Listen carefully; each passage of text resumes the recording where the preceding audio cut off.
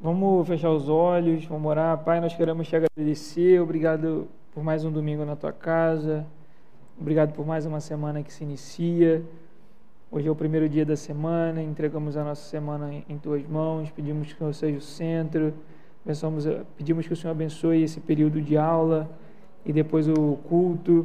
Pedimos que o Senhor se faça presente, que nós possamos te prestar a adoração devida, da maneira correta, de maneira consciente.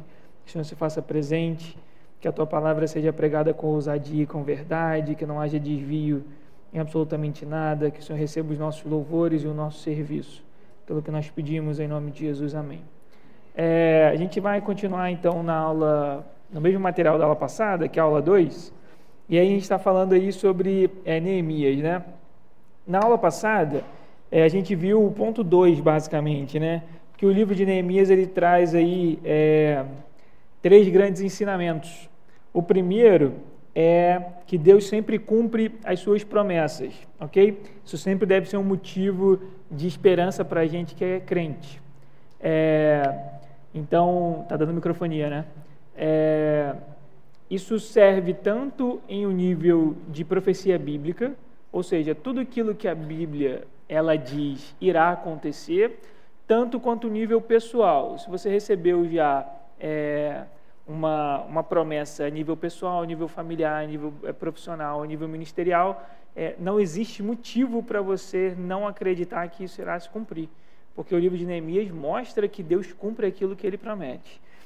O segundo grande ensinamento do livro é que às vezes Deus envia situações ruins para a vida do cristão, e está tudo bem, faz parte. E aí nós vimos várias passagens que mostram isso, né? Quando Deus envia situações ruins. E aí eu citei um texto de Salmo 119, só que na semana passada, na última semana, eu não tinha achado propriamente o texto. Então eu só citei e não li com vocês. Eu queria ler com vocês, Salmo 119, versículo 71. Abre aí para mim, por favor.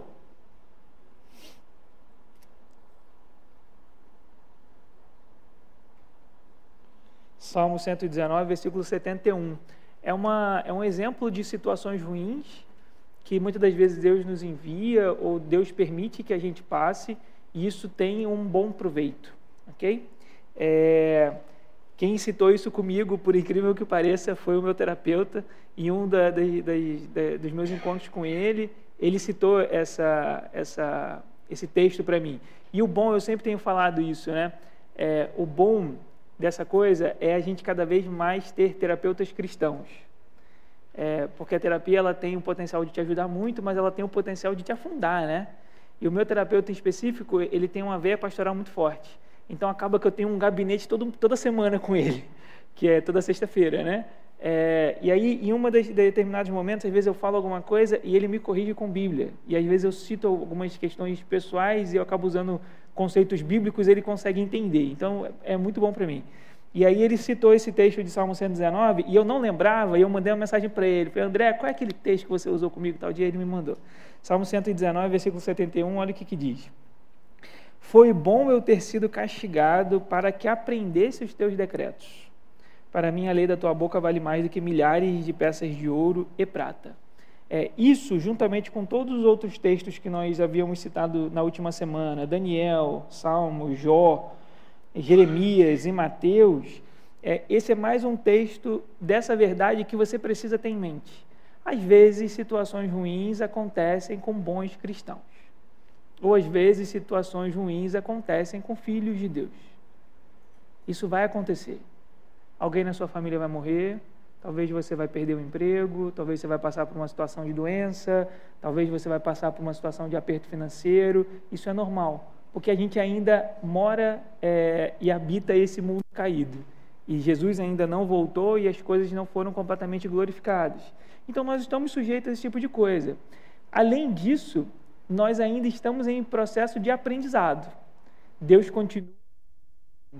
Cortou, né? Deus continua nos ensinando. Então, esse texto é muito interessante no versículo 71. Foi bom eu ter sido castigado. Quando que o castigo é uma coisa boa? Se você olhar friamente, você ser castigado nunca é bom. Quando minha mãe me castigava, ou meu pai me castigava, nunca era uma coisa boa. Quando eu apanhava deles, nunca era uma coisa boa, aparentemente. mas sempre tinha um ensinamento por trás. E é isso que o salmista fala: foi bom eu ter sido castigado para quê? Para que eu aprendesse os teus decretos. Então, toda situação ruim tem sempre um motivo. Deus sempre vai usar essa situação ruim. Lembra sempre de Jesus. Jesus, ele não teve pecado nenhum, e logo depois que ele é batizado, a Bíblia fala que ele foi levado ao deserto pelo Espírito Santo para ser tentado. O próprio Espírito Santo, Deus, conduziu Jesus ao deserto para passar por uma situação de deserto. Deserto fala sempre de coisa ruim, né? É aquele calor absurdo durante o dia, aquele frio absurdo durante a noite, no caso de Jesus, 40 dias sem comer. E no final de tudo, ou no curso, aí tem toda uma discussão, no curso dos seus 40 dias ali no deserto, ele ainda foi tentado pelo diabo. E a Bíblia nos diz que foi uma tentação visível e combativa ali, um enfrentando o outro, na verdade, Satanás enfrentando Jesus e Jesus se mantendo firme. Então, foi uma situação difícil, foi uma situação de deserto. Agora, aquilo que meu pai sempre comenta, né? Deserto não é lugar de ficar, deserto é lugar de passar. Situação está ruim, mas vai passar, tudo passa. Amém? Então, esse é o segundo grande ensinamento aí do livro de Neemias. Às vezes Deus envia situações ruins para a vida do cristão, e isso faz parte. Terceiro grande ensinamento foi que coisas muito difíceis podem se tornar possíveis através de oração e trabalho duro. Neemias 1 vai falar sobre, mostra quando ele recebe as notícias de como Jerusalém estava, ele intercede, ele ora a Deus por causa dessa situação, e logo depois ele começa realmente a trabalhar para reconstruir os muros de Jerusalém e as suas portas. Então isso fala sobre intercessão, isso fala sobre trabalho. E aí na semana passada, né, na última semana de aula, a gente terminou vendo Gênesis 2:2, que fala sobre como o trabalho faz parte da essência do homem, porque o trabalho faz parte da essência de quem Deus é. Deus trabalhou quando ele fez todas as coisas, criou todas as coisas com a sua palavra, e depois ele descansa. Mas quando ele faz o homem à sua imagem e à sua semelhança, ele coloca essa coisa do trabalho no homem que eu falo, na humanidade. Sempre lembrando, e aqui a gente terminou na aula passada falando sobre isso, né? Aquela frase, o trabalho dignifica o homem, mas acaba com a mulher. Lembra dessa história?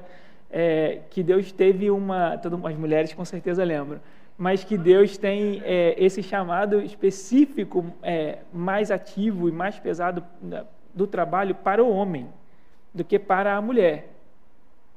Isso é uma verdade bíblica. Quer dizer que a mulher não pode trabalhar? Não quer dizer isso, mas quer dizer que a responsabilidade principal do trabalho é sempre do homem. O homem foi feito para aguentar esse rojão melhor do que as mulheres, ok? Mas a mulher tem toda a habilidade, é só a gente ver aquela coisa... Amém, isso aí. Só a gente ver a questão do provérbio lá, né, da mulher virtuosa, que é aquela mulher extremamente hábil para administrar dinheiro, administrar os próprios bens da família, administrar a casa.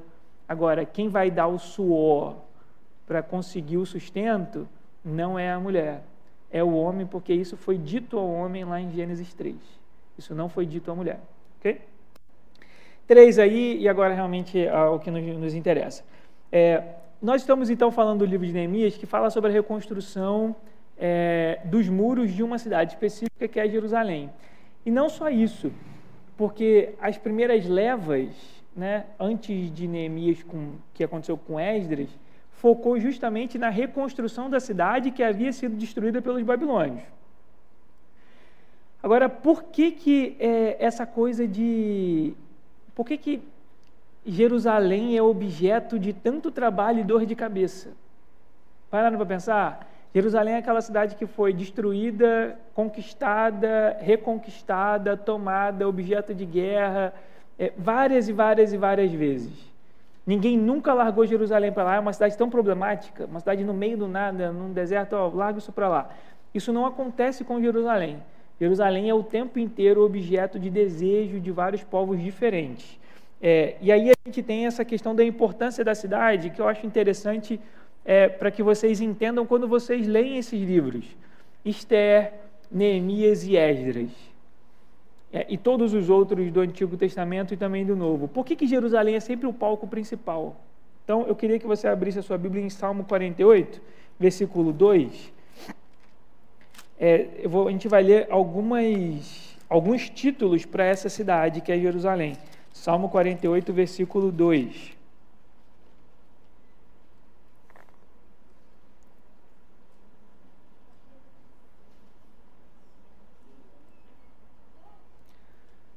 Salmo 48, versículo 2. Belo e imponente é o monte Sião, a alegria de toda a terra, para os lados do norte, a cidade do grande rei. Esse é um dos títulos da cidade. Jerusalém também pode ser chamada da cidade do grande rei. Que grande rei é esse? Nesse contexto aqui era a cidade de Davi, que também é um dos nomes de Jerusalém, cidade de Davi. Agora, quando a gente fala cidade do grande rei, que rei é esse? É uma profecia ou um texto profético que aponta para Jesus. Quando fala a cidade do grande rei, é a cidade de Jesus. Jesus irá voltar e governar toda a terra a partir de qual cidade? De Jerusalém. A capital do mundo, a gente vai ver isso lá em Apocalipse 21, vai ser Jerusalém. Não vai ser Nova York, não vai ser Londres, não vai ser Brasília, nem Macaé, nem nenhuma outra cidade dessa. Vai ser justamente Jerusalém. A capital do mundo vai ser Jerusalém. Isaías 52:1. Abre, por favor, a sua Bíblia em Isaías 52:1. E aí você vai entendendo o porquê que essa é uma cidade disputada intensamente por vários países diferentes, forças militares diferentes e forças espirituais também, porque isso que a gente vê fisicamente tem sempre alguma coisa por trás. Um país, ele nunca toma determinadas situações por tomar, tem sempre alguma influência espiritual por trás. Então, Isaías 52, versículo 1. Desperta, desperta, põe a tua veste de força, ó Sião. Põe as tuas belas vestes, ó Jerusalém, cidade santa, porque nunca mais entrará em ti nem incircunciso, nem impuro. Isso está chamando Jerusalém, a cidade é chamada aqui de cidade santa, onde nenhuma pessoa impura irá entrar nela. Essa é uma profecia que já se cumpriu? Não. Tanto que hoje qualquer pessoa pode entrar em Jerusalém, puros ou impuros, incircuncisos ou não, qualquer pessoa pode entrar em Jerusalém. Você não precisa acreditar em Jesus. Se você é um ateu, você pode entrar em Jerusalém hoje. Então, essa profecia ainda não se cumpriu. Mas fato é, Jerusalém aqui é chamada da cidade santa, ou seja, é uma cidade separada, é uma cidade diferente das demais. Jerusalém, em toda a narrativa bíblica, tem esse destaque. Sempre foi o palco das principais disputas, sempre foi um palco da capital, porque Jesus irá governar a partir dali, do Oriente Médio. Isso é uma coisa interessante que vocês têm que notar, porque é o seguinte: quando a gente lê a Bíblia, você não pode ler a Bíblia com seus olhos ocidentais. Então, nós vivemos uma cultura ocidental, com costumes ocidentais, com valores ocidentais. A Bíblia não foi escrita dessa maneira. Então, você não vai encontrar uma profecia falando sobre o Brasil na Bíblia. O Brasil sequer é citado aqui. Você não vai encontrar uma profecia falando sobre o Japão na Bíblia. Você não vai encontrar uma profecia falando sobre os Estados Unidos na Bíblia. Por mais que eles não gostem de ouvir isso, os americanos, porque eles se acham o centro do mundo nesse ponto. Mas assim, a Bíblia não vai falar sobre isso. Então, quando teve aquela coisa das Torres Gêmeas que falavam que aconteceu, eu particularmente sou muito cético em relação a isso, porque a Bíblia não se presta a falar sobre essa parte do mundo. A Bíblia, ela tem um pano de fundo cultural e geográfico, que é o Oriente Médio, o norte da África, aquela parte ali daquela meiuca, daqueles países e daquela cultura. Então aí você vai ver países aqui na Bíblia que hoje é o Irã, que hoje é o Iraque, que hoje é a Turquia, faz parte, está ali. Agora, sobre outros países, não. Então, quando você lê a Bíblia, você precisa pensar isso. É uma narrativa histórica e profética que existe um lugar no mundo específico, que é aquela região do Oriente Médio. E que é aquela cultura. Não é a nossa cultura. Então é por isso que é importante quando você lê o texto, você entender, beleza, mas qual é a cultura ali do momento? Por que isso aqui faz sentido? Por que quando a gente lê aquela questão de Jesus curando o cego de nascença, por que as pessoas perguntam, Senhor, quem foi que pecou? Foi ele ou foi o pai dele? Você tem que saber esse tipo de coisa. Se você não souber esse tipo de coisa, você vai ler as cartas de Paulo e vai achar que realmente mulher não pode falar na igreja. Mas existe um motivo cultural para aquela fala de Paulo. Agora, se você ler com os seus olhos ocidentais, você não vai entender nada da Bíblia, ou você vai interpretar completamente diferente. Vai.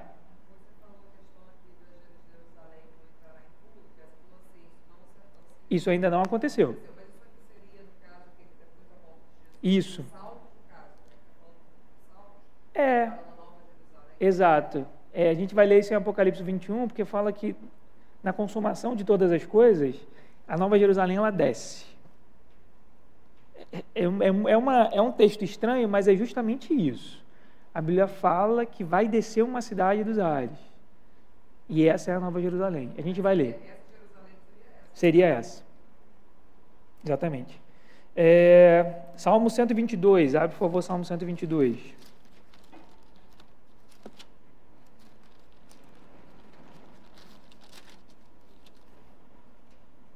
Esse é um texto conhecido.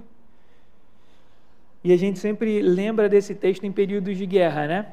Que fala para a gente orar pela paz em Jerusalém. Período de guerra lá, como está há bastante tempo, né? Alegrei-me quando me disseram, vamos à casa do Senhor. Ó Jerusalém, nossos pés estão dentro das tuas portas. Jerusalém que és construída como uma cidade bem estabelecida. Esse é um outro título de Jerusalém. É uma cidade bem estabelecida. Eu nunca fui, mas o pessoal que foi fala que chega em um determinado momento, acho que na Via Dolorosa, que tem uma parte que dá para você ver as camadas de construção na cidade, porque a cidade não tinha essa altura que tem hoje, né? De tanto que ela foi destruída e reconstruída, ela foi construída em cima dos escombros. Então, ela foi aumentando de nível. É uma cidade bem estabelecida. Versículo 4. Para onde sobem as tribos do Senhor como testemunho para Israel, a fim de render graças ao nome do Senhor. Ali estão os tribunais de justiça, os tribunais da casa de Davi. Orai pela paz de Jerusalém, prosperem os que te amam. Haja paz dentro dos teus muros e prosperidade em teus palácios. Por amor aos meus irmãos e amigos, direi, haja paz em ti. Por amor à casa do Senhor nosso Deus, buscarei o teu bem. Isso aqui é um princípio bíblico de prosperidade, né? O versículo 6 e o 7. Orai pela paz de Jerusalém, prosperem os que te amam, haja paz dentro dos teus muros e prosperidade em teus palácios. E aí, eu queria que vocês abrissem também Salmo 137, ainda falando sobre a importância de Jerusalém, Salmo 137, versículos 5 e 6. Oi.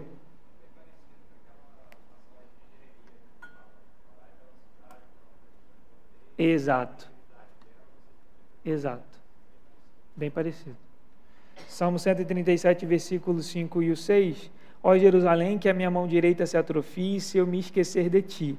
Que minha língua se prenda ao céu da boca, se não me lembrar de ti. Se eu não preferir Jerusalém, a minha maior alegria. Isso daqui é aquele salmo do exílio, né? Saudades de Sião, eles estão no exílio babilônico. É um salmo triste, porque pedem para eles, os babilônios pedem para eles cantarem os cânticos que eles cantavam em Sião, ou seja, em Jerusalém. E ele fala assim, como que a gente consegue cantar músicas alegres se nós estamos longe da nossa terra? E se nós estamos longe de Jerusalém? E aí o salmista escreve justamente o versículo 5 e o 6, que a minha mão direita se atrofie se eu me esquecer de ti. Olha a importância da cidade para o povo, que já estava no exílio há muitos anos aí, né? Existe até uma discussão se, por exemplo, Neemias nasceu no território ou não. Eu particularmente acho que ele não chegou nem a nascer em Israel, ele provavelmente nasceu no exílio. E aí, mas mesmo eles estando no exílio, eles davam importância para essa cidade, que foi uma cidade e até hoje é uma cidade disputada. Isaías 60, eu só quero mostrar para vocês, Isaías 60 eu gostaria que vocês lessem em casa. Mas abre aí para mim, por favor. É um texto grande.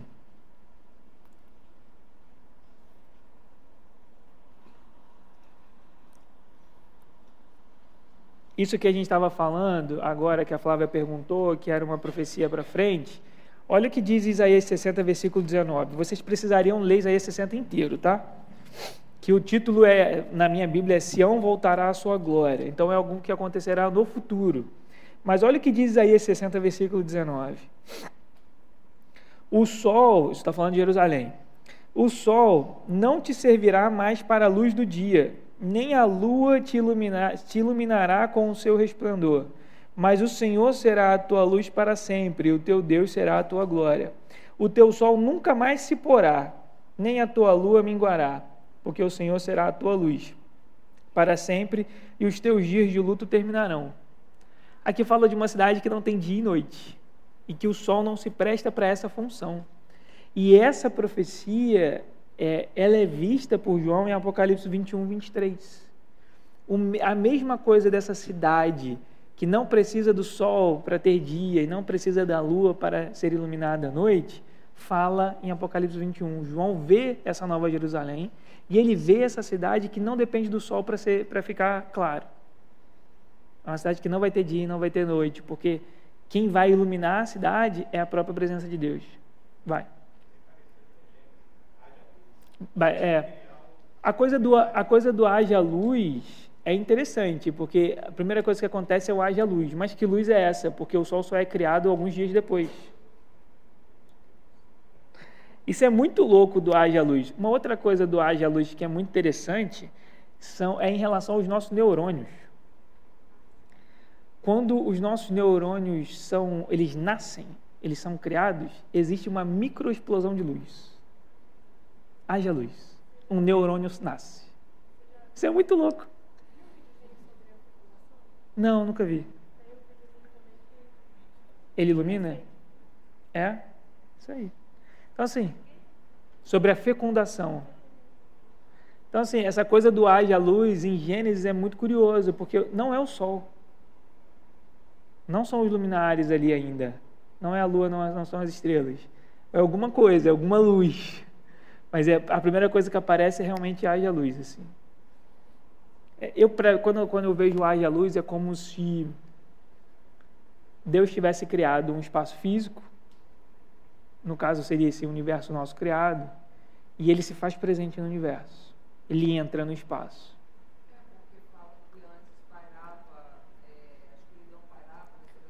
Isso.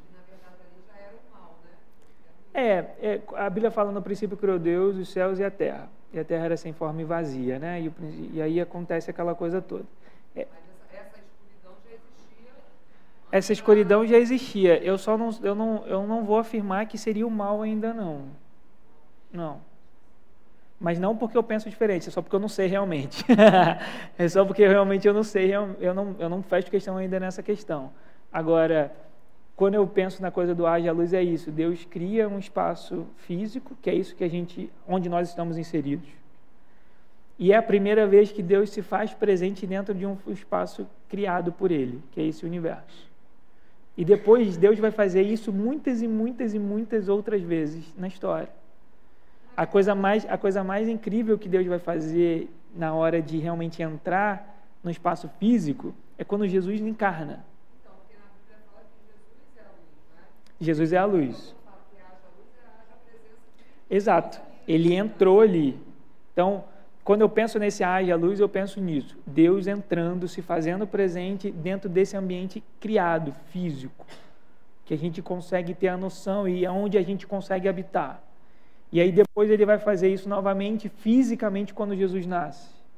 Ele invade, né? Ele entra no espaço físico, ele entra no nosso tempo limitado, e ele fala a nossa língua.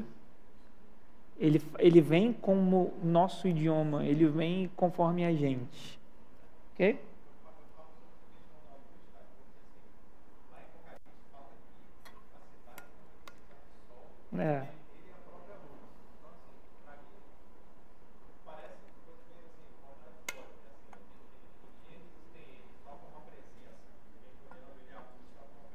Aham.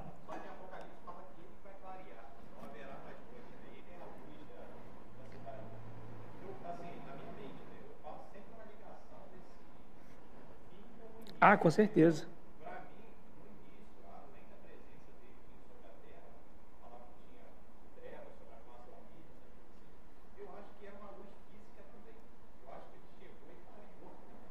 Ah, não, com certeza. Eu concordo. Até porque, até porque a Bíblia fala que Deus habita em luz inacessível. Então não tem como Deus estar presente e não haver luz física. E haver trevas, não tem como. Porque justamente a escuridão é a ausência de luz, né? Aonde Deus não está, vai ser escuro, vai ter escuridão. Agora, quando a gente fala haja luz, seria justamente isso. É Deus, na minha cabeça, né? A maneira como eu vejo é Deus se fazendo presente física, não, Deus se fazendo presente nesse espaço físico criado, que é o universo. E aí vai ser claro, vai ter luz. Então vocês podem ler Isaías 60 com calma, é muito interessante. Isaías 60 e Isaías 61 também é bem maneiro. Agora eu queria que vocês abrissem lá em Apocalipse 21, que é isso que a gente está comentando agora. Apocalipse 21, do versículo 9 ao versículo 27.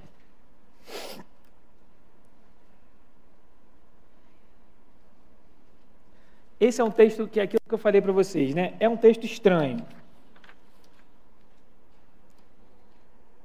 Mas não existe nada na Bíblia que me faça ler Apocalipse 21 como uma alegoria, como uma metáfora.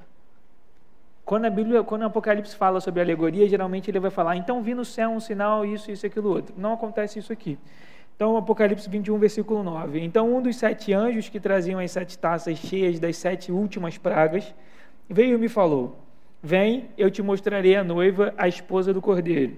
Ele me levou em espírito a um monte grande e alto, mostrou-me a cidade santa, Jerusalém, que descia do céu da parte de Deus, com cuja glória ela resplandecia como uma pedra muito preciosa, como se fosse jaspe cristalino. E havia um muro grande, alto e com 12 portas, a mesma coisa que Neemias vai reconstruir, o muro e as 12 portas. Em cada porta havia um anjo e nomes escritos sobre elas, a saber, os nomes das 12 tribos dos filhos de Israel. Havia 3 portas do lado leste, 3 no norte, 3 no sul e 3 no oeste. Repara que João vê a cidade, mas ele vê a cidade em detalhes. 14. O muro da cidade tinha 12 fundamentos, e nele estavam os nomes dos 12 apóstolos do Cordeiro. Aquele que falava comigo tinha uma haste de ouro como medida para medir a cidade, suas portas e seu muro. A cidade era quadrangular, é um quadrado perfeito. Seu comprimento era igual à sua largura. Ele mediu a cidade com a haste, ela media 12.000 estádios de comprimento, de largura e de altura. Também mediu em seu muro, que segundo a medida humana que o anjo usava, tinha 144 côvados. O muro era construído de jaspe e a cidade era de ouro puro, semelhante a vidro límpido. Os fundamentos do muro da cidade estavam adornados de toda espécie de pedras preciosas. O primeiro fundamento era de jaspe, o segundo de safira, o terceiro de calcedônia, o quarto de esmeralda, o quinto de sardônica, o sexto de sárdio, o sétimo de crisólito, o oitavo de berilo, o nono de topázio, o 10º de crisópraso, o 11º de jacinto, o 12º de ametista. As 12 portas eram 12 pérolas, cada uma das portas era feita de uma só pérola, e a praça da cidade era de ouro puro, transparente como vidro. Nela não vi santuário, pois o seu santuário é o Senhor, Deus Todo-Poderoso e o Cordeiro. A cidade não necessita nem do sol nem da lua para que nela brilhe, pois a glória de Deus a ilumina e o Cordeiro é a sua lâmpada.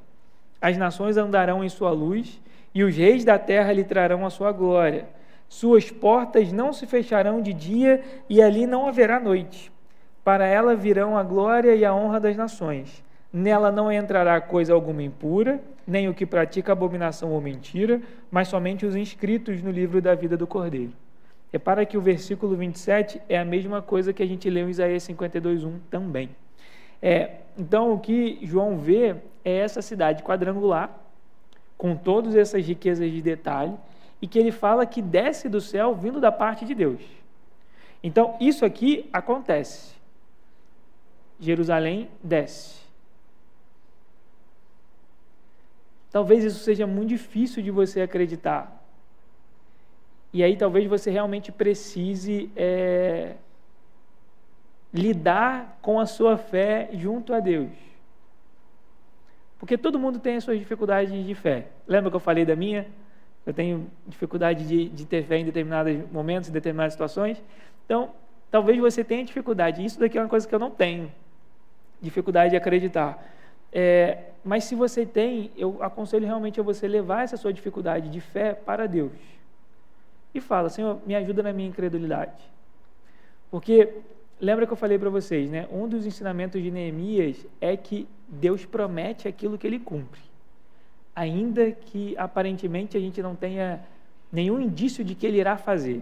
Mas se Deus prometeu, Ele vai fazer. Se está na Bíblia, irá acontecer. Ok? Então, Jerusalém, ela tem essa importância. Aí eu trouxe para vocês essa lista extensa de algumas coisas que aconteceram na cidade. Olha aí com calma comigo. Jerusalém, então, sempre foi desejada por diversos povos e governos, tendo já ficado sob o domínio de vários deles. Isso aqui eu coloquei desde o período de antes de Saul, Davi e Salomão. Olha o primeiro. Jerusalém foi dominada pelos egípcios, foi dominada pelos jebuseus, teve o período do Reino Unido, do Reino Dividido, que é aquilo que a gente já viu nas últimas semanas. Depois ela foi dominada pelos babilônios, que é isso que esse é o contexto aqui de Esther, por exemplo, de Daniel. Depois ela foi dominada pelos persas, que é o que acontece no período de Neemias, Esdras também. E depois ela foi dominada pelo Império Macedônio, que é de Alexandre o Grande. Esse personagem histórico, Alexandre, ele dominou Jerusalém também. Depois, quando Alexandre morre, começa esse regime chamado de domínio ptolomaico. Por quê? Alexandre tinha 4 grandes generais, que eram algumas pessoas falam que eram os melhores amigos dele, que eram um sujeito chamado Cassandro, Lisímado, Ptolomeu e Seleuco. Quando Alexandre morre, todo o império de Alexandre é dividido entre os 4 amigos dele, que são os 4 grandes comandantes militares. Um deles é Ptolomeu. O Egito e a região de Jerusalém ficou sob o domínio dele, de Ptolomeu. E é por isso que é chamado de domínio ptolomaico. Curiosidade, dentro desse período dos Ptolomeus é que tem a rainha do Egito famosa, que é Cleópatra. Cleópatra é uma rainha desse período dos Ptolomeus. Então ela não era egípcia, ela tinha origem grega. Não era uma mulher morena, ela estava mais para uma mulher de pele clara grega. Ok? Depois disso, tem o domínio seleucida, que o domínio seleucida é interessante. Foi quando aconteceu a profanação do templo com Antíoco IV, ou Epifânio, que levou à revolta dos Macabeus. O que aconteceu aqui? Jerusalém era dominada pelos Ptolomeus, tudo muito bem, foi um período relativamente de paz, os judeus eles eram respeitados. Agora, quando os Ptolomeus caem e entra o domínio seleucida, isso não acontece. Os judeus passaram a ser perseguidos. E mais do que isso, eles passaram a ter a sua religião completamente profanada. Antíoco, quem fala muito bem disso é o Hernandes. Antíoco IV, ele vai profanar o templo. O templo é uma coisa sagrada, e esse templo aqui é o templo que foi reconstruído no período de Esdras, por Zorobabel. O templo vai ser profanado porque esse cara coloca uma estátua de Zeus dentro do templo. Esse templo aqui da Bíblia. Ele coloca uma estátua de Zeus dentro do templo, lembra, cultura grega, e ele consagra o templo, que era o templo do Senhor, para adoração a Zeus. Não apenas isso. Ele pega o altar dos sacrifícios e sacrifica um monte de animal impuro, coisa que os judeus não podiam fazer. E o pior caso foi quando ele sacrificou um porco, que talvez seja o animal mais impuro para os judeus. Ele sacrifica um porco no altar que era para os animais, para os sacrifícios a Deus. Então o templo foi dedicado a Zeus, colocaram uma estátua de Zeus e ele matou um porco no altar. Fora isso, ele proibiu o judaísmo. As crianças não podiam ser circuncidadas, os animais não podiam ser sacrificados, a Torá não podia mais ser lida e também não podia ser mais ensinada. Isso leva a um período de revolta, que é a revolta dos Macabeus, que é o que os judeus celebram o Hanukkah. Já ouviram falar do Hanukkah? O Hanukkah fala sobre essa revolta dos macabeus. E aí começa o período da dinastia Asmoniana, que é o sobrenome aí dos macabeus.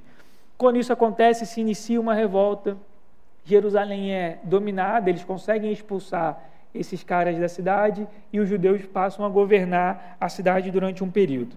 Depois começa o Império Romano, Pompeu conquista Jerusalém, isso tudo está dentro aí da sua apostila. Depois Herodes foi nomeado rei da Judéia durante o período do Império Romano, o segundo templo foi destruído por Tito. Isso acontece 70 anos depois de Cristo. Então preste atenção. Quando Jesus ele está na Terra, quando nós temos os relatos dos evangelhos, esse templo que foi reconstruído em Esdras, ele está de pé. É esse templo que foi reconstruído que Jesus ele entra derrubando a mesa dos cambistas. O templo está de pé. Ele existe ainda no tempo de Jesus. 70 anos depois que Jesus morre, esse templo ele é destruído por Tito, que nessa época ainda não era um imperador romano. Isso aqui já era Império Romano. Ele não era um imperador romano, ele era um comandante militar. Os judeus começam a fazer várias revoltas, o Império Romano começa a tentar conter essas revoltas, e nisso Tito destrói o templo. Tito destrói o templo. Depois disso, Tito se torna imperador. Uma curiosidade histórica é durante o período do reinado de Tito que aquele monte na Itália entra em erupção, o Vesúvio. Lembra da história de Pompeia? Isso aconteceu coisa de 9 anos depois que ele destruiu o templo. Depois de 9 anos que ele destruiu o templo aqui, o Vesúvio entra em erupção, Pompeia é completamente destruída, aquela coisa toda. Isso acontece durante esse período de Tito. Uma curiosidade histórica, assim, pílula de cultura inútil agora com Tales. Sabe aquela cidade, aquela rua ali no centro da cidade, que todo mundo conhece, Silva Jardim? Toda cidade geralmente tem uma rua chamada Silva Jardim. E a gente nunca sabe quem é a pessoa, mas o nome é por causa de um cara chamado Antônio Silva Jardim. Ele era um advogado e um jornalista, e ele era um republicano.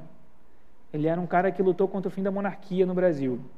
Inclusive, ele apoiou a proclamação da República, aquela coisa toda, né? Quando teve o primeiro golpe militar no Brasil.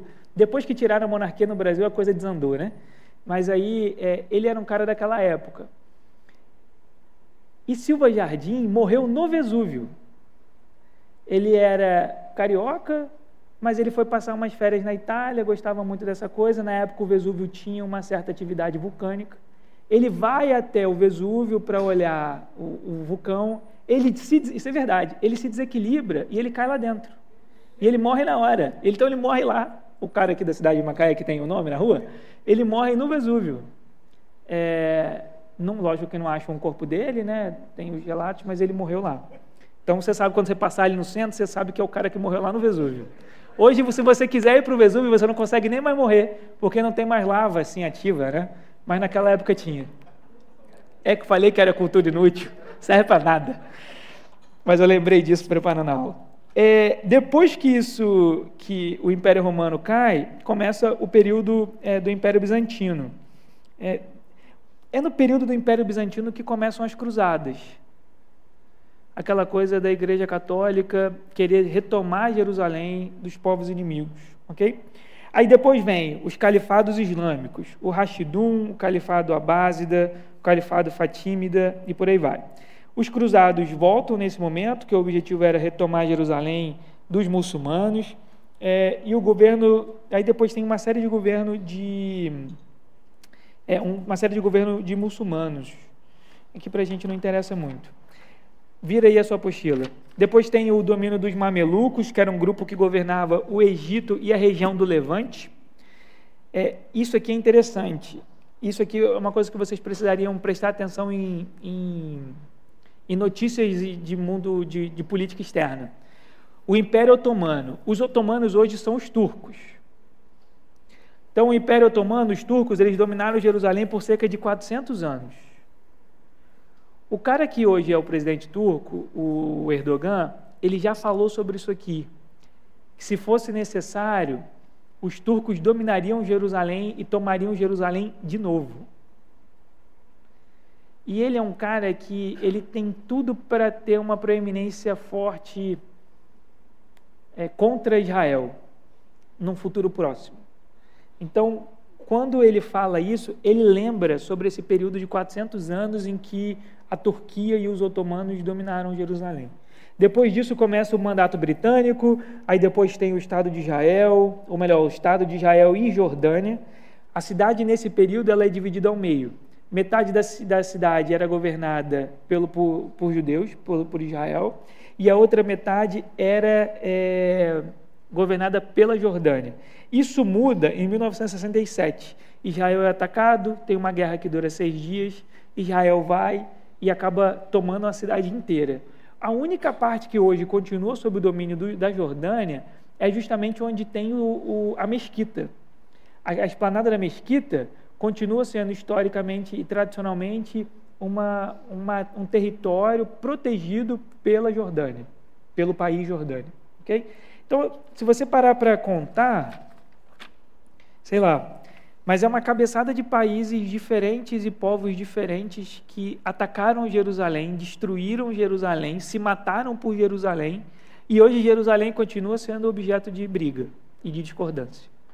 Se você olhar, Israel fala que Jerusalém é a sua capital universal, mas quase nenhum país reconhece Jerusalém como capital de Israel.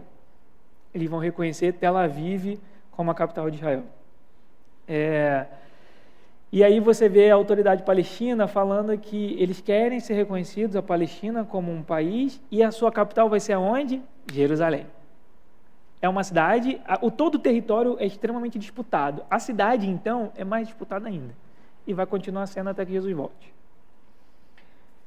E aí nós temos os muros, né? Neemias, ele vai reconstruir os muros. Olha na sua apostila.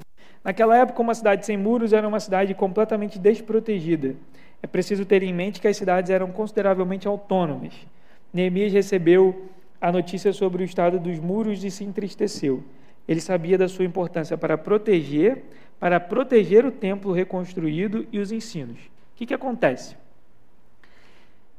O povo já tinha voltado, mas estava desprotegido porque não tinha muro. É como se fosse uma casa sem porta. Qualquer pessoa poderia entrar. O templo já havia sido reconstruído, mas podia a qualquer momento ser destruído novamente porque não tinha proteção. Fora que a Torá havia começado a ser ensinada. Só que se você não tem proteção, qualquer estrangeiro pode entrar. E ele corrompe aquela cultura que estava tentando ser reconstruída. Olha aí o que eu botei aí no último parágrafo. Uma cidade ou país com claras restrições territoriais e controle de entrada e saída protege a sua cultura, religião, idioma e tradições. Aí quando você pega na Europa, aquele tanto de muçulmano entrando, isso acaba com a cultura do país.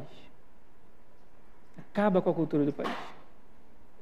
No Brasil a gente não tem muito isso, porque por natureza nós somos um povo misturado. Mas se você pega países que não são misturados, isso é muito ruim. Então, você vai em determinados países, é igual tem muito tempo que eu fui, né? Mas quando a gente estudou fora, em Londres, por exemplo, a maioria dos motoristas eram claramente indianos. Você via o pessoal usava turbante, aquele barbão, motorista de ônibus, né? Você ouvia gente no metrô falando outros idiomas sem ser o inglês. Você tinha bairros específicos, mas muito menor. Hoje em dia, acho que a situação está um pouco pior.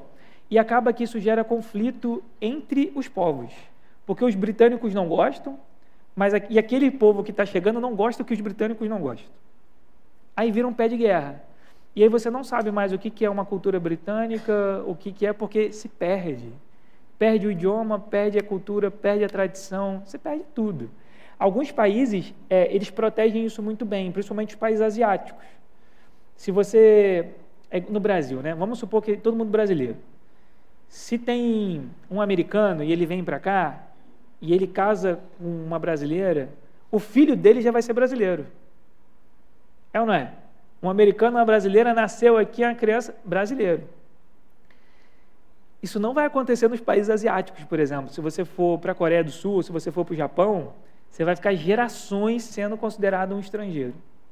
Você não vai ser reconhecido como um cidadão japonês, por exemplo. Porque é um país que tem essa clara intenção de proteger a sua tradição. Em alguns países, o estrangeiro sequer pode comprar terra, não pode comprar casa, você não pode fazer isso. Você não pode comprar um território. Aqui no Brasil, o que mais tem é empresa chinesa comprando terreno no centro-oeste para plantar soja. Chinês. Não tem nada a ver com a gente. O que mais tem em Foz do Iguaçu é muçulmano. A maior colônia de muçulmanos, acho que na América do Sul, está em Foz do Iguaçu. Inclusive, é um ponto de atenção da Polícia Federal por causa de célula terrorista. Quase ninguém sabe disso. Mas tem muita coisa, muito caso de investigação por célula terrorista em Foz do Iguaçu. Porque pega a fronteira com 3 países diferentes, né? Então é estratégico. Agora, a gente tem essa coisa de abraçar todo mundo, de receber todo mundo, mas são pessoas que não têm a nossa cultura, não têm valores como os nossos, não são cristãos como a gente, não têm o mesmo valor. As mulheres não têm o mesmo valor para eles do que tem na nossa sociedade. Os velhos não têm o mesmo valor do que tem na nossa sociedade. O respeito por animais não é a mesma coisa.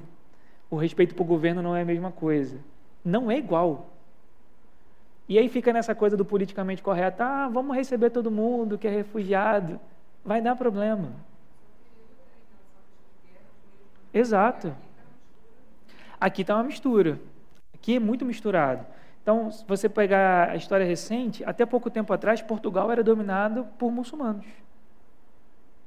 Portugal era dominado por muçulmanos. Os muçulmanos, em determinado momento, foram expulsos de Portugal. Só que agora, com a coisa da crise migratória, a Europa voltou a ser completamente invadida por muçulmanos. Quando eu estudei lá, eu tive muito contato com muçulmanos. Tanto que foi o único lugar que eu ouvi uma pessoa claramente falando que ela odiava os judeus, né? Ele era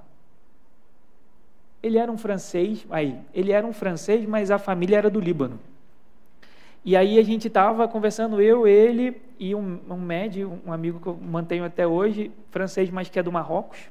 Se você perguntar para ele, você fala assim, qual é a sua nacionalidade? Ele vai falar primeiro marroquino, mas nasceu em Paris. Mas vai falar que é marroquino. E aí estávamos nós 3 conversando, e aí o outro cara, não foi um médico, mas o outro cara, ele falou assim, eu odeio judeu. E aquilo para mim foi um choque, porque para a gente esse negócio não existe, né? E aí eu olhei para ele e o outro cara falou assim, você odeia judeu, mas não sei o nome do outro. Fulano de tal era judeu, um outro francês. E ele só faltou cuspir no chão quando ele soube disso. E o cara era muito amigo do outro. Quando ele soube que o outro era judeu, acabou a amizade ali, na minha frente. Não parou de cumprimentar o cara, parou. Isso é dentro da Europa, que é uma coisa complicada. Por curiosidade, esse meu amigo que estava na conversa, que é esse marroquino, né, que falou e tal, fulano é judeu, casou com uma judia. E hoje ele é casado com uma judia. A gente conheceu, tal, gente boa também. Mas para você ver como, quando ele me contou no telefone, não, vou casar e tal, mas tem um problema, ela é judia. Cara, eu dei uma gargalhada assim na cara dele, sabe? Acho que a gente estava falando por telefone mesmo. Acho que foi na pandemia isso. E aí eu virei e falei assim, cara, desculpa, mas assim, é muito irônico. Você, depois de tudo que você me falou, não sei o que você... Ele, pois é, não sei como que eu conto para minha família. A preocupação dele era a família do Marrocos. Porque a família da França era uma família mais aberta, mas a da família do Marrocos. Agora, quando você olha um país que não tem fronteiras claras, isso vai dar ruim. Isso vai dar ruim. Então, quando você vê esses países... vamos receber tudo quanto é imigrante. Aqui no Brasil também. Não funciona. Não funciona. Até porque o ocidental não gosta mais de ter filho. É ou não é? A gente quer trabalhar, mulher trabalha pra caramba. Aquela história que eu conversei semana passada. Mulher trabalha pra caramba, não quer mais ter filho e tudo mais. Muçulmano não tem isso não. Muçulmano não está tendo filho. E aí, enquanto o europeu está ficando velho, os muçulmanos que estão chegando estão tendo 5 crianças, 6 crianças. E aí eles vão tomando os espaços, entende? É complicado isso. Então, os muros eles servem para fazer essa proteção. E aí, por último, as portas. Se tornou tradição que o povo se reunisse nas portas da cidade para conversas e negócios, julgamentos de causas e leitura da Torá. As portas eram o lugar onde o povo se encontrava.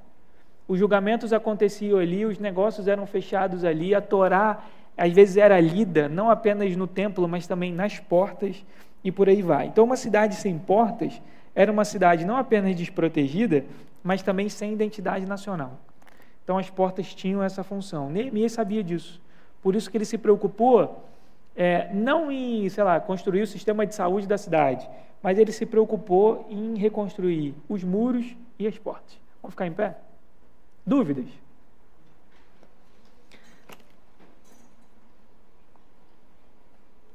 Pai, nós queremos te agradecer pelo dia, te agradecer mais uma vez por essa aula. Pedimos que o Senhor possa guardar na nossa memória, no nosso coração a Tua palavra, que no dia mau o Teu Santo Espírito possa nos lembrar das Tuas palavras, nos lembrar das Tuas promessas. Ao que nós pedimos, nos ajude a ser pessoas maduras no Senhor, nos ajude a crescer na nossa espiritualidade. Nós entregamos, Senhor Jesus, esse culto que vai se iniciar em Tuas mãos. Que o Senhor se faça presente e que possamos te adorar da maneira correta. O que nós pedimos em nome de Jesus, amém. Amém? Daqui a pouco tem culto.